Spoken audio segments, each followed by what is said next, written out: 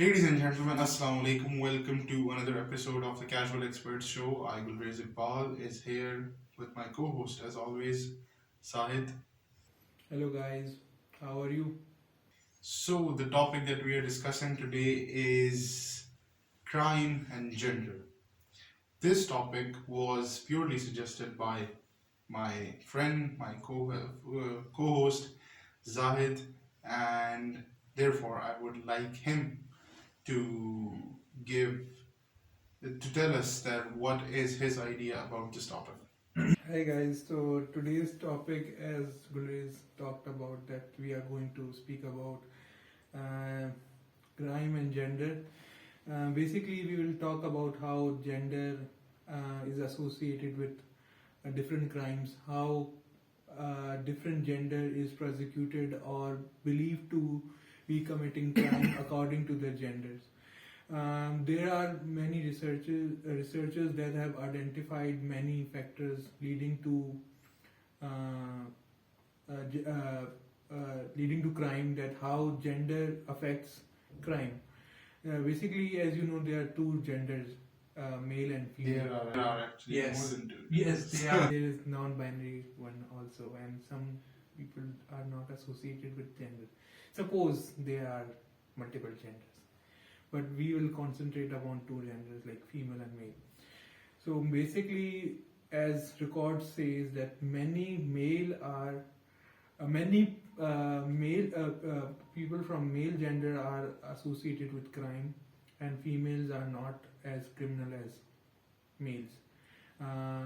What reasons could be for this massive difference between criminal mindset between male and female? What do you think could raise? All right. So the first thing that comes to my mind is that there are far more men that are involved in crimes than there are women, Yeah, true. and there are far more men in jail than women or any other gender, and that can be to some extent. The reason for this can be because men are more socially involved in practical aspects of life, so that naturally makes them more vulnerable to be victims of circumstances that can actually you know lead them to become criminals. For example, once like there can be circumstances under which people choose to commit a crime. For example, if they have poor livelihoods, right? They don't have a permanent source of income. They cannot sustain their lives at a particular level, and therefore they then decide to indulge in different kinds of crimes. This is purely based upon my um, understanding of the social order of how things are divided between men and women. So this is my initial idea. What do you think? So Do you, they are basically this is one social aspect, and you can say it's an economic related effect, that male gender is the bread earner of his house in most patriarchal societies. That's why whenever he goes out to earn or do anything to make himself to earn something, he has to engage with people. And when sometimes he's not able to earn certain amount or some certain minimum wage or something else, he ends up doing criminal activity or becomes a criminal. And this is one factor. And second factor that researchers have researched is on biological basis.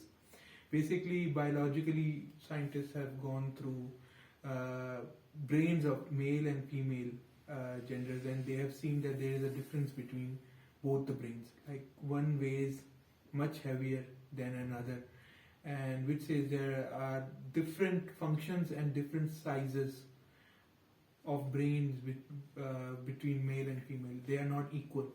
So some suggest that this is the biological reason of committing a crime, that both brains operate differently.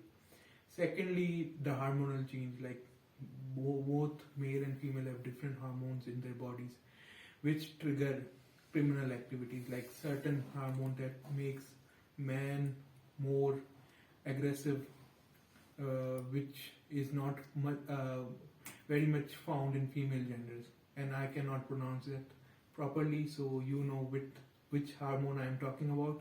Testosterone. Yes, this one. This hormone can lead a man to be more aggressive than a female, and mostly female bodybuilders that are using like steroids, which lead them to secrete more Testosterone. hormone in them, and they become more aggressive. Like this is scientifically proven that this hormone leads to more like aggressive and proactive or energetic energy, or more such type of mindset between these genders. And thirdly, there is like sociological factors that, as you discussed, like the society, how man and female are seen in our society. One is a breadwinner, one is a homemaker. So women are mostly confined to their homes in many parts of the world. So this automatically decreases their chances to commit crime outside the society. And lastly, which they discussed was, it said, let me think, criminal justice system is biased towards female gender, and this is because like many people, it is psychological factor that mostly people associate crime with male gender, not female gender. So if two person commit a similar crime, like one is male and female, the judgment will be more lenient towards the woman than the man, and this is the reason because female are not considered to be criminal, and men are considered to be very active in criminal activities. And this is also because, so generally, women are actually the victim of crimes, Yeah. right? Generally, Yes. like more often domestic crimes, Domestic. not socially, because because my initial argument was that men are more involved socially in Yeah. society, so that makes men also more victim of these crimes. But women, especially in domestic like households, they become more like, what do you call it? Isolated. No, they are actually the in most cases in domestic crimes, women are the victims, Yeah. right? So what I think is that law is biased towards women. If it is biased towards women, it is because in any crime in which women are involved, the chances are higher that they are actually the victim of it, right? So that makes sense actually, that law is biased towards women because they should be given the benefit of doubt in that case too. That being said, I wanted to reflect on another point that you discussed earlier: brain size. Yeah. Yes, so there is another point that I wanted to reflect upon. You mentioned there's a difference between the size of a brain of a man, which is usually larger, and a woman that is.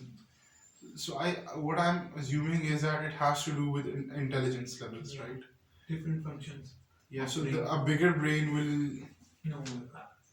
Is there a correlation between a big brain having more intelligence than a smaller brain? No, I don't know about that, how big brain functions more or that, but I know there is a difference. Like scientists have seen there is a difference between the physical characteristics of a male brain and a female brain, but they have not like yet seen that there is a difference in functioning or what. But they say there is a difference, so this could lead to more criminal activity. Well, I'm personally not very well informed on this as of now. Yeah. I would certainly like to look at it, but I think it has to do something with intelligence. I do not know of a direct correlation, but I've read about people who were very high profile criminals, and they had extremely high IQ levels. For example, there's one person, one criminal, very well known, named Edmund Kemper. He was a serial killer. He's still alive. He's jailed in the United States. So his IQ was really really high, and he was evil genius, and he was a ruthless person. He killed people. He murdered them. And he murdered women especially. So, and there are many others. Like you were mentioning Ted earlier, Bundy, Ted Bundy. Yeah. who used to kill young girls while dating them or meeting them.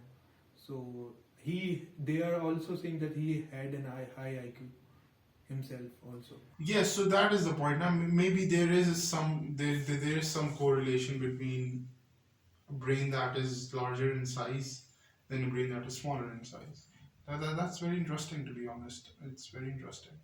Okay, guys, then we are done for today, and this was our episode on crime and gender. And I hope you are liking our episodes and you are enjoying yourself. So please leave us a like, subscribe our channel, and click on that bell icon. And if you want to comment on our episode, do comment and share this to your friends, family, and loved ones. Okay, good days. Okay, everyone, that was it for today's episode, and see you in the next one. Bye bye.